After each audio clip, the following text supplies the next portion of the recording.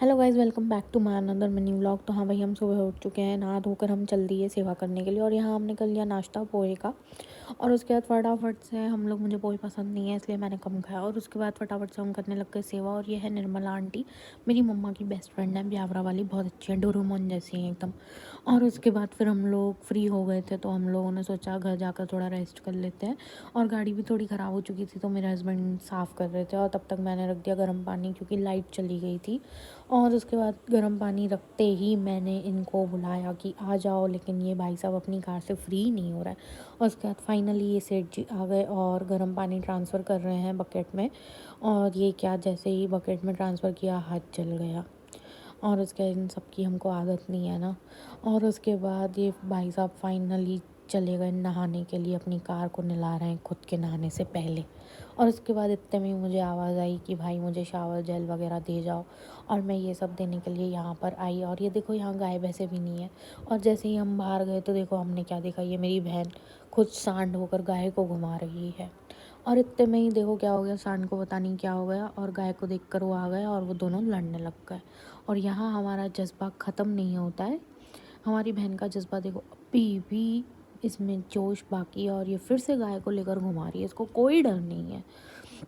और उसके बाद जैसे ही ये गाय को घुमा रही थी, इतने में मेरे हस्बैंड निकल दिए। इनको कोई मतलब नहीं है दुनिया में क्या चल रहा है, इनको तो बस अपने दोस्तों के पास जाना है।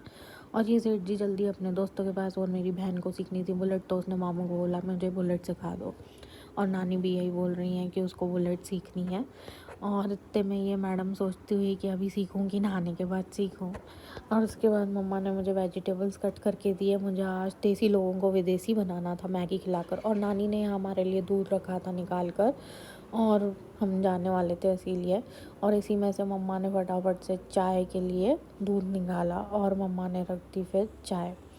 और इतने में मम्मा ने जब तक चाय रखी तो मैंने सोचा कि मैं थोड़ा चक्कर मार के आऊँ बाहर। और जैसे ही मैं बाहर गई तो देखा कि नानी वेजिटेबल वगैरह निकाल रही थी हमारे लिए, पूरी खेत से वेजिटेबल्स लेकर आई थी। तो मैंने लगा लिया पोछा, क्योंकि आज आखिरी दिन था और अब हमारी नानी अकेली है, मतलब घर में, इतने बड़े घर में सारे मामा लोग हैं और भाभी भी मायके गई थी। तब तक हम लोगों ने बना ली मैगी और नानी को खिलाई मैगी।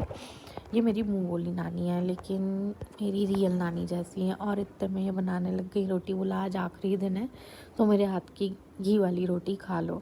हमें इतना प्यार करती है ना ये, इतना प्यार कि हमें लगता ही नहीं है कि हमारा बोला हुआ रिश्ता। उसके बाद देखो यहाँ हम सब रोते हुए, उन्होंने दूध वूध पैक किया हमारे लिए और हम जा ही नहीं पा रहे थे, मतलब जाने का मन ही नहीं हो रहा था हमारा। मिलते हैं अब अगले साल ब्यावरम। बाय।